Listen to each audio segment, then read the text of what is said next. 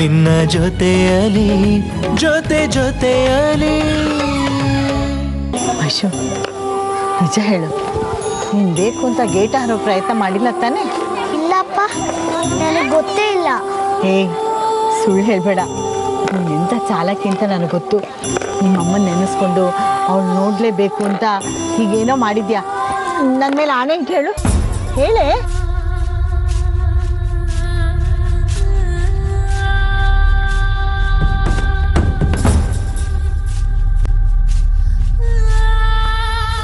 ಬೇಕಂತಾನೆ ಮಾಡ್ತೀಯಾ?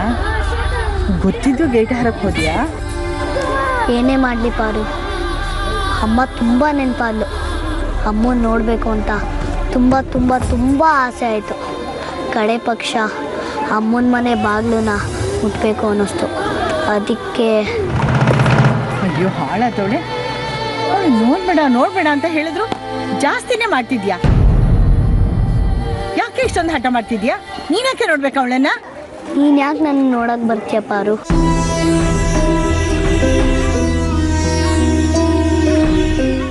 ಮನೇಲಿ ಯಾರಿಗೂ ಗೊತ್ತಾಗ್ದಂಗೆ ಅವಾಗವಾಗ ನನ್ನ ನೋಡಕ್ಕೆ ಬರ್ತೀಯಲ್ಲ, ಯಾಕೆ? ಯಾಕಂದ್ರೆ ನಮ್ಮ ಕಣೆ. ಹಂಗೆ ಅವಳು ನಮ್ಮಮ್ಮ ಅಲ್ವೇನೆ ಪಾರು. ನನ್ನ ಯಾರು ಎಷ್ಟೇ ತಡೆದ್ರೂ ನನ್ನ ನೋಡಬೇಕು ಅನ್ಸುತ್ತಲ್ವಾ, ಹಂಗೆ ನೀನು ಎಷ್ಟೇ ತಡೆದ್ರೂ ನನಗೆ ಅಮ್ಮನ ನೋಡಬೇಕು ಅನ್ಸುತ್ತಲ್ವಾ. ನೀನೇ ಎಷ್ಟು ದೊಡ್ಡೋಳಾಗಿ ಕದ್ದು ಬರ್ತೀಯಲ್ಲ, ನಾನು ಇಷ್ಟಿದ್ದೀನಿ. ನನಗೂ ನಮ್ಮ ಅಮ್ಮನ ನೋಡಬೇಕು ಅಂತ ಆಸೆ ಇರುತ್ತಲ್ವೇನೆ ಪಾರು.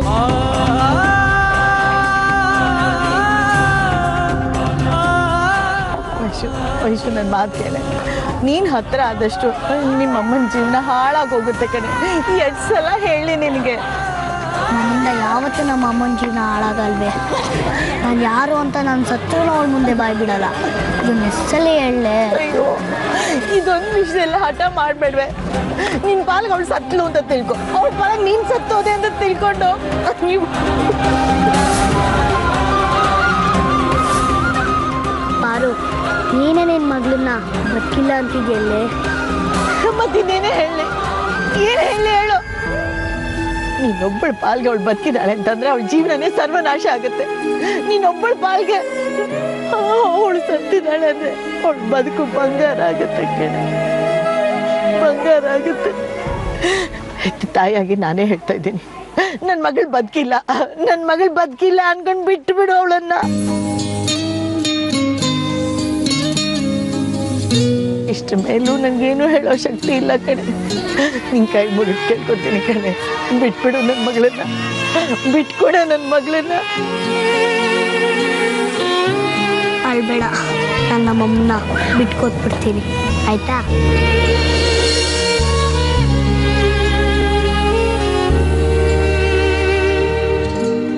ಕಣ್ಣ ಹನಿಯೊಂದಿಗೆ ಕೆನ್ನೆ ಮಾತಾಡಿದೆ, ಕನಸುಗಳು ಕೂತಿವೆ ಏನು ಮಾತಾಡದೆ, ಮರೆಯದ ನೋವಿಗೆ ಮೆಲ್ಲಗೆ ನೆನಪುಗಳ ಹಾವಳಿಗೆ ಹೃದಯ ಹಾಳಾಗಿದೆ. ಕಣ್ಣ ಹನಿಯೊಂದಿಗೆ ಕೆನ್ನೆ ಮಾತಾಡಿದೆ.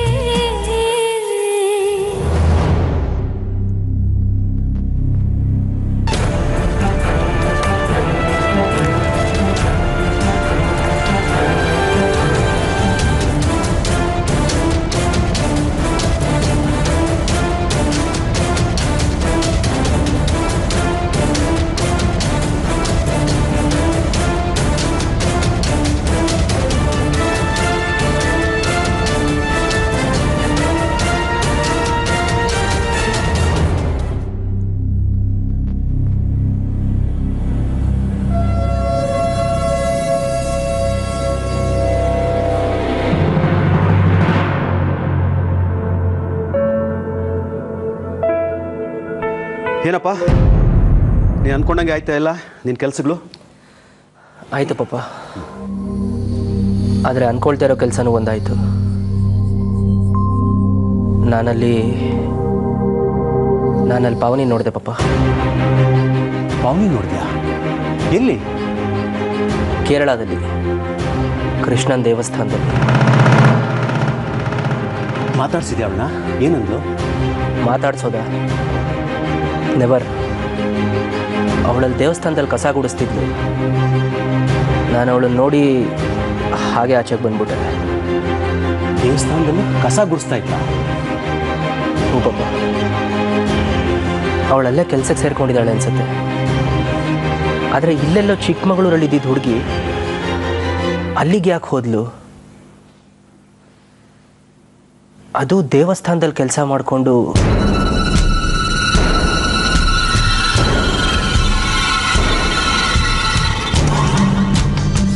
ಅವಳ ಮಗು ಏನಾಯಿತು? ನಾನು ಹೇಳಿದಾಗ ಅಪಾರ್ಷನ್ ಏನಾದ್ರು ಮಾಡಿಸ್ಬಿಟ್ಲ? ಇಲ್ಲ ಇಲ್ಲ, ಮಗುಗೋಸ್ಕರ ನನ್ನೇ ಬಿಟ್ಟು ಹೋದವಳು. ಖಂಡಿತ ಮಗುವಾಗಿರುತ್ತೆ ಅಂದಮೇಲೆ ಇನ್ನೊಂದು ಮದುವೆ ಆಗಿರೋದು ಅನುಮಾನನೇ. ಸೊ ಅದಕ್ಕೋಸ್ಕರನೇ ಮಗು ಜೊತೆ ಹೋಗೋ ದೇವಸ್ಥಾನದಲ್ಲಿ ಸೆಟ್ಲ್ ಆಗಲ್ಲ, ಅಥವಾ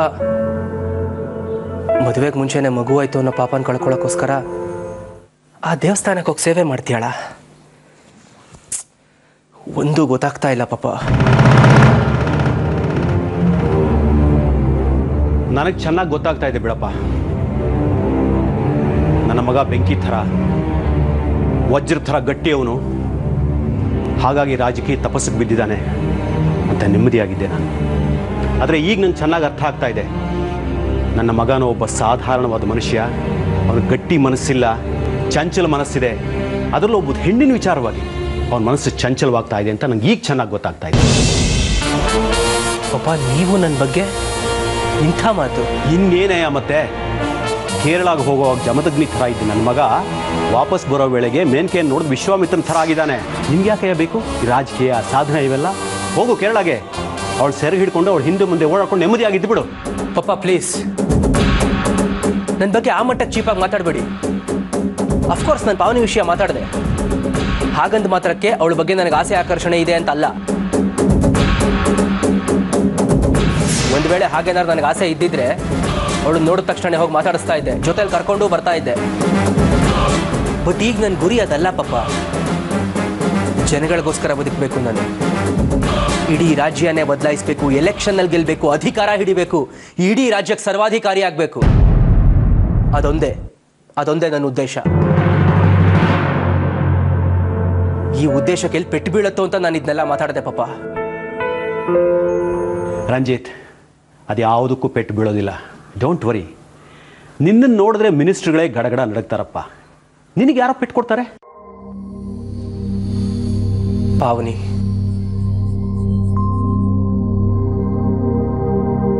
ಅವಳೊಬ್ಳು ಮಾತ್ರ ನನ್ನ ಹೊಡೆಯಕ್ಕೆ ಸಾಧ್ಯ. ಅವಳೊಬ್ಳಿಗೆ ಮಾತ್ರ ನನ್ನ ಭವಿಷ್ಯ ಮಣ್ಣು ಮಾಡೋ ಶಕ್ತಿ ಇರೋದು. ಶುದ್ಧ ಹಸ್ತ, ಪ್ರಾಮಾಣಿಕ ಅನ್ಸ್ಕೊಂಡಿರೋ ಈ ರಂಜಿತ್ ಕುಮಾರ್ ಹಿಂದೆ ಯಾವಾಗಲೂ ಒಂದು ಹುಡುಗಿ ಹಿಂದೆ ಬಿದ್ದಿದ್ದ. ಮದುವೆಗೆ ಮುಂಚೆನೆ ಮಗುನ್ ಕೊಟ್ಟು ನಾಪತ್ತೆ ಆಗಿದ್ದ ಅನ್ನೋ ಸುದ್ದಿ ಏನಾರು ಪಬ್ಲಿಕ್ ಗೊತ್ತಾದ್ರೆ ಇವತ್ತು ನನ್ನ ಹೊಗಳ್ತಾ ಇರೋ ಜನಾಣೆ ನನಗೆ ಚಪ್ಪಲಿ ಹೊಡಿತಾರೆ. ಕ್ಯಾರೆಕ್ಟರ್ ಇಲ್ದೇ ಇರೋ ಕೊಳಕ್ ಮನುಷ್ಯ ಅಂತ ಬೀದಿ ನಿಲ್ಸಿ ಉಗಿತಾರೆ. ಎಲೆಕ್ಷನ್ ಅಲ್ಲಿ ನನ್ನನ್ನ ಹೀನಾಯವಾಗಿ ಸೋಲಿಸ್ತಾರೆ. ಆಮೇಲೆ ನನ್ನ ಇಡೀ ರಾಜಕೀಯ ಭವಿಷ್ಯನೇ ಸರ್ವನಾಶ ಆಗೋಗ್ಬಿಡುತ್ತೆ. ನನ್ನ ಕನಸು, ನನ್ನ ಗುರಿ, ನನ್ನ ಆದರ್ಶ, ನನ್ನ ಹಠ ಎಲ್ಲ ಮಣ್ಣಲ್ಲಿ ಮಣ್ಣಾಗಿ ಹೋಗ್ಬಿಡುತ್ತೆ. ಆಮೇಲೆ ನಾ ಬದುಕಿದ್ದು ಸತ್ತಂಗಲ್ವಾ ಪಾಪ? ಹೌದು, ಒಂದು ವೇಳೆ ಹಾಗೇನಾದರೂ ಆದರೆ ನೀನು ಬದುಕಿದ್ದು ಸತ್ತಂಗೆ. ಒಂದು ಹೆಣ್ಣಿನ ಕೈಯಲ್ಲಿ ಸೋಲು ಅನುಭವಿಸೋದಕ್ಕಿಂತ ಆತ್ಮಹತ್ಯೆ ಮಾಡ್ಕೊಂಡು ಸಾಯೋದು ಒಳ್ಳೆಯದು. ಅದಕ್ಕೆ ಅಕಸ್ಮಾತ್ ಅವಳು ನನ್ನ ಲೈಫಲ್ಲಿ ಮತ್ತೆ ಬಂದ್ಬಿಡ್ತಾಳಂತ ಭಯ ಆಯಿತು. ಆ ಭಯನಷ್ಟೇ ನಾನು ನಿಮ್ಮ ಹತ್ರ ಹೇಳ್ಕೊಂಡಿದ್ದು ಪಾಪ. ಅವಳ ಮೇಲೆ ನಾಸೆಗಲ್ಲ. ನನಗೆ ಅವಳು ಬೇಕಾಗಿಲ್ಲ. ಅಟ್ಲೀಸ್ಟ್ ನಾನು ನನ್ನ ಗುರಿ ಮುಟ್ಟೋವರೆಗಾದರೂ ಅವಳ ನೆರಳು ನನಗೆ ಸೋಕ್ತಾ ಇದ್ರೆ ಸಾಕು. ಏನು ಯೋಚನೆ ಮಾಡಬೇಡ ರಂಜಿತ್. ನೀನು ಇಲ್ಲಿದೆಯಾ, ಅವಳು ಕೇರಳದಲ್ಲಿದ್ದಾಳೆ. ಅವಳಿಂದ ನಿನಗೆ ಯಾವ ರೀತಿ ತೊಂದರೆ ಇಲ್ಲ. ಇನ್ನೊಂದು ವಿಚಾರ ಜ್ಞಾಪಕ ಇಟ್ಕೋ, ಅವಳು ನಿನಗೆ ಡಿಸ್ಟರ್ಬ್ ಮಾಡಬೇಕು ಅಂತ ಮನಸ್ಸು ಮಾಡಿದ್ದಿದ್ರೆ ಯಾವತ್ತೂ ನಿನ್ನ ಹತ್ರಕ್ಕೆ ಬಂದಿರ್ತಿದ್ಲು. ನಿನ್ನ ಸಹವಾಸನೇ ಬೇಡ ಅಂತ 8 ವರ್ಷದಿಂದ ಕೇರಳದಲ್ಲಿದ್ದಾಳೆ ಅಂದರೆ ಅವಳಿಗೂ ನೀನು ಬೇಕಾಗಿಲ್ಲ ಅಲ್ವಾ? ಸೊ ಬಿಡು ಅವಳು ಯೋಚನೆ, ನೆಮ್ಮದಿಯಾಗಿರು. ಹಂಗಂತೀರಾ ಪಾಪ? ಹಾಗಾದರೆ ನಾನು ಭಾವನೆ ವಿಷಯಕ್ಕೆ ಚಿಂತೆ ಮಾಡೋ ಅಗತ್ಯ ಇಲ್ವಾ? ಖಂಡಿತ ಇಲ್ಲ ರಂಜಿತ್. ಅವಳು ನಿನ್ನ ಜೀವನದಲ್ಲಿ ಇನ್ನು ಮುಂದೆ ಯಾವತ್ತೂ ಕಾಣಿಸ್ಕೊಳ್ಳೋದಿಲ್ಲ. Don't worry. ಇನ್ನು ಮುಂದೆ ಅವಳು ಚಿಂತೆ ಬಿಟ್ಟು ನಿನ್ನ ಭವಿಷ್ಯದ ಬಗ್ಗೆ ಚಿಂತೆ ಮಾಡೋಕ್ಕೆ ಪ್ರಾರಂಭ ಮಾಡು ನೀನು.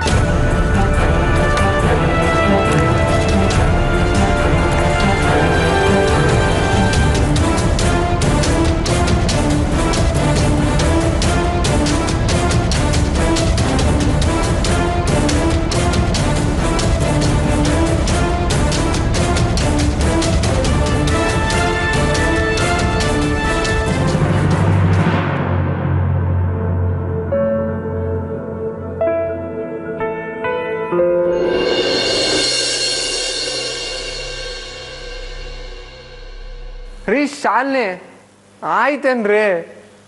ಇನ್ನು ಎಷ್ಟೊತ್ರಿ? ಎಲ್ಲಾದ್ರಲ್ಲೂ ನಿಧಾನಪ್ಪ. ಒಂದು ಪಾರ್ಟಿಗೆ ಹೋಗಕ್ಕೆ ರೆಡಿ ಆಗಕ್ಕೆ 1 ಗಂಟೆ ಕಾಲ ಬೇಕಾ? ಎಲ್ಲೋ ಎಮ್ಮೆ ನಕ್ಷತ್ರದಲ್ಲಿ ಹುಟ್ಟಿರ್ಬೇಕು ನಿನ್ನ ಹೆಂಡತಿ. ಮಾಮ್, ಅದು ಮೋಸ್ಟ್ಲಿ ಒಳಗಡೆ ಡ್ಯಾನ್ಸ್ ಪ್ರಾಕ್ಟೀಸ್ ಮಾಡ್ತಾ ಇರಬೇಕು ಅನ್ಸುತ್ತೆ. ರೀ ಶಾಲಿನಿ, ಇವತ್ತೇ ಬನ್ರಿ, ಇಲ್ಲ ಅಂದ್ರೆ ನಾವು ಹೋಗೋ ಅಷ್ಟೇ ಅಂಗಡಿ ಎತ್ಕೊಂಡು ಹೋಗಿರ್ತಾರೆ. ರೀ ಶಾಲಿನಿ, ಆಯ್ತಾ?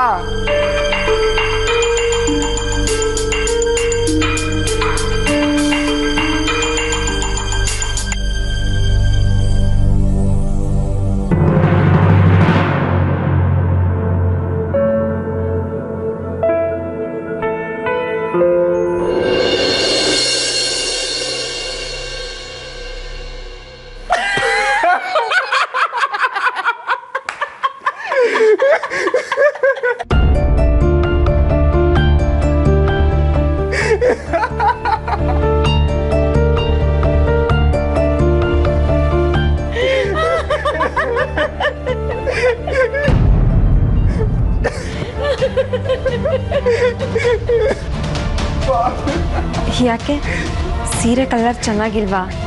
ಸೀರೆನೇ ಚೆನ್ನಾಗಿಲ್ಲ ರೀ. ನಾವು ಹೋಗ್ತಿರೋದು ಪಾರ್ಟಿಗೆ ಕಣ್ರಿ, ಯಾವುದೋ ಸತ್ಯನಾರಾಯಣ ಸ್ವಾಮಿ ಪೂಜೆಗೋ ಹರಿಕತೆಗೋ ಅಲ್ಲ. ಹಿಂಗೆ ಗೌರಮ್ಮನ ಥರ ಸೀರೆ ಉಟ್ಕೊಂಡ್ಬಂದ್ರೆ ಅಲ್ಲಿ ಪಾರ್ಟಿಲಿ ಹೆಂಗ್ರಿ ಇರ್ತೀರಾ?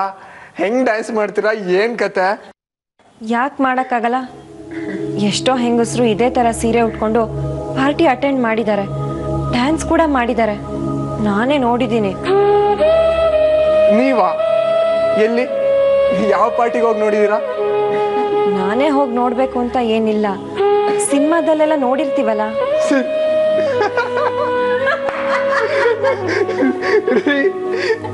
ಸಿನಿಮಾದಲ್ಲಿ ನೋಡಿ ಸೀರೆ ಉಟ್ಕೊಂಡಿದ್ದೀರಾ ಅಂದ್ರೆ ಜಗತ್ತಿನ ಅತಿ ಬುದ್ಧಿವಂತ ಪಟ್ಟ ನಿಮ್ಗೆ ಸಿಗ್ಬೇಕಂಡ್ರೆ. ಪಾಪ ಕಣೋ, ಅವಳಿನ್ನು ಭ್ರಮೆಲಿದ್ದಾಳೆ. ದೇಶ ಸುತ್ತಿಲ್ಲ, ಕೋಶ ಓದಿಲ್ಲ, ಬಾವಿಲಿರೋ ಕಪ್ಪೆ ತರ ಬೆಳೆದ್ಬಿಟ್ಟಿದ್ದಾಳೆ. ಅದಕ್ಕೆ ಹೀಗೆ. ಸಮುದ್ರ ಇಳ್ಸಕ್ ನಾವಿದೀವಲ್ಲ ರೀ ಸೀನಿಯರ್, ಬೇಗ ಹೋಗಿ ಒಂದು ಡ್ರೆಸ್ ಹಾಕೊಂಡ್ಬನ್ರಿ. ಡ್ರೆಸ್ಸಾ? ನನ್ನ ಹತ್ರ ಡ್ರೆಸ್ ಎಲ್ಲ ಇಲ್ಲ, ಇರೋವೆಲ್ಲ ಬರೀ ಸೀರೆನೆ. ಆಯ್ತಾಯ್ತು, ನಾನೇ ಅದ್ರೊಳಗೆ ಯಾವ್ದಾದ್ರು ಒಂದು ಸಿಂಪಲ್ ಆಗಿರೋ ಸೆಲೆಕ್ಟ್ ಮಾಡ್ಕೊಡ್ತೀನಿ, ನಡಿ. ಅಷ್ಟೊತ್ತಿಗೆ ನೀನು ರೆಡಿ ಆಗು. ಬಾ ಬಾ ಬಾ.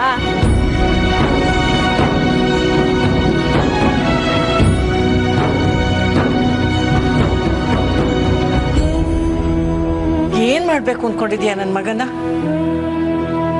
ಯಾಕಮ್ಮ? ಮೊದ್ಲೇ ಅವನಿಗಿಂತ ವಯಸ್ಸಾದವಳು, ಇನ್ನು ಈ ತರ ಅಜ್ಜಿ ಸೀರೆನೂ ಉಟ್ಕೊಂಡ್ಬಿಟ್ರು ಮುಗೀತಲ್ಲ.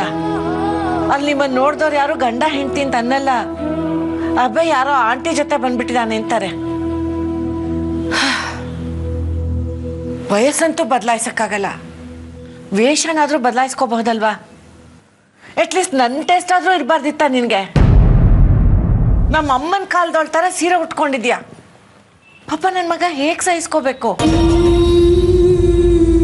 ಸಾರಿ ಅಮ್ಮ, ಈ ವಿಷಯ ನನಗೆ ಗೊತ್ತಾಗ್ಲೇ ಇಲ್ಲ. ಇನ್ನೇನ್ ತಾನೇ ಗೊತ್ತಾಗುತ್ತೆ ನಿಂಗೆ.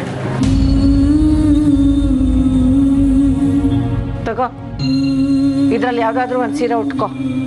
ಅಲ್ಲಿ ಹೈ ಹೀಲ್ಸ್ ಚಪ್ಪಲಿ ಇದೆ, ಹಾಕೊಂಡು ಹೋಗು. ಅದು ಸ್ವಲ್ಪನಾದ್ರೂ ಚೆನ್ನಾಗಿ ಕಾಣುತ್ತೆ ಜೋಡಿ. ಹೀಲ್ಸ್ ಚಪ್ಪಲಿನ ಅದೆಲ್ಲ ಅಭ್ಯಾಸ ಇಲ್ಲಮ್ಮ.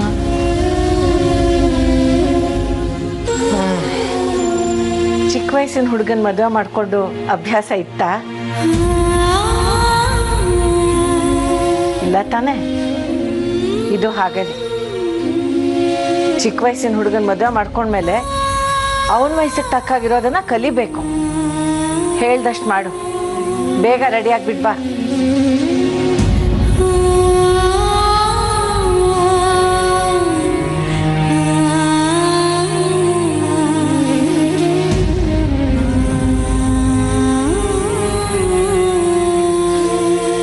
Welcome senior, welcome.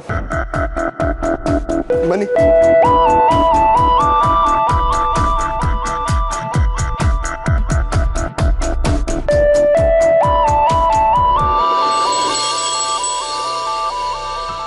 ಇದೇನೋ ಅಬ್ಬಾಯ್, ಯಾರು ಕಾಣಿಸ್ತಾನೆ ಇಲ್ಲ. ದಾರಿ ತಪ್ಪಿ ಬಂದ್ಬಿಟ್ವಾ? ಪಾರ್ಟಿ ಇರೋದು ಇವತ್ತೇ ಅಂತ ಗೊತ್ತು ತಾನೆ? ನಿನ್ನ ಫ್ರೆಂಡ್ಸಿಗೆ ಫೋನ್ ಮಾಡೋ.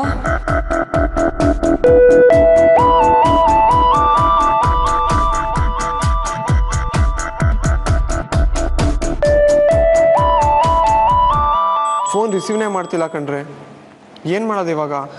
ಹೊರಟು ಬಿಡೋಣವಾ? ಸುಮ್ಮನಿರೇ, ಈ ನನ್ನ ಮಕ್ಕಳಿಗೆ ಸ್ವಲ್ಪ ಕಂತ್ರಿ ಬುದ್ಧಿ ಜಾಸ್ತಿ, ಏನೋ ಮಾಡ್ತಿರ್ತಾರೆ. ಅಯ್ಯೋ, ಬಾಗ್ಲು ಅದಾಗೆ ಹಾಕೊಂತಲ್ವೇನೋ. ಅಬ್ಬಾಯ್, ನನ್ಗೇನು ಕಾಣಿಸ್ತಾನೆ ಇಲ್ಲ. ಇವಾಗ ಹೇಗೋ ಆಚೆ ಹೋಗೋದು?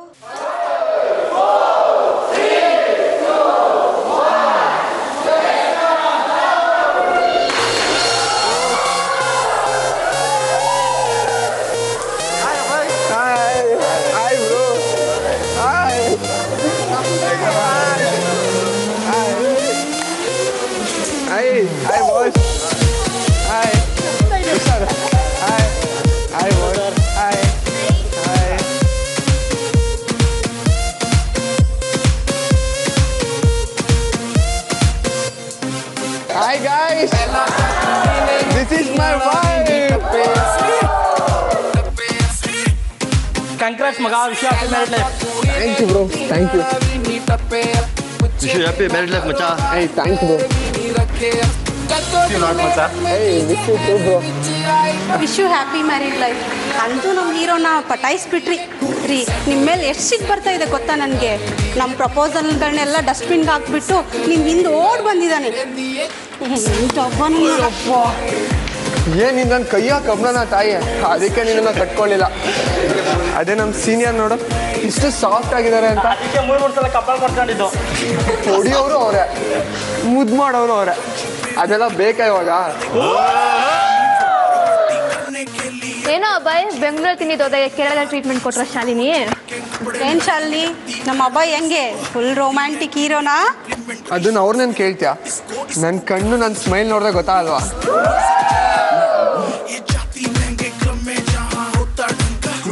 ಅಲ್ಲೆಲ್ಲೂ ಕಪಾಳಕ್ಕೆ ಹೊಡಿಲಿಲ್ವಾ ಶಾಲಿನಿ? ಸುಮ್ಮನಿರಮ್ಮ ನೀನು. ನನ್ನ ಸೀನಿಯರ್ ಮೊದಲೇ ಶೈ ನೇಚರ್, ನೀನು ಬೇರೆ. ಲೋ ಅಯ್ಯೋ, ನಿನ್ನ ಪಾರ್ಟಿ ಮೇಲೆ ಇವೆಲ್ಲ ಇದ್ದಿದೆ ಕಣೋ. ಅಂದಾಗೆ ಶಾಲಿನಿಯರೇ, ನೀವು ಇವನಿಗಿಂತ ಎಷ್ಟು ವರ್ಷ ಸೀನಿಯರು? ಅದನ್ನ ಕಟ್ಕೊಂಡು ನಿಮ್ಗೇನು? ನಾನಂತೂ ಐ ಲವ್ ಮೈ ಸೀನಿಯರ್ ಅಷ್ಟೇ. ಮಗ ಇದೇ ಖುಷಿಗೆ ಎರಡೆರಡು ಹೆಜ್ಜೆ ಹಾಕಿ ಬಾ ಮಗ. ಸುಮ್ಮನಿರಪ್ಪ. ಬಾ ಮಗ. ಬಾ ಮಗ. ಬಾ ಮಗ.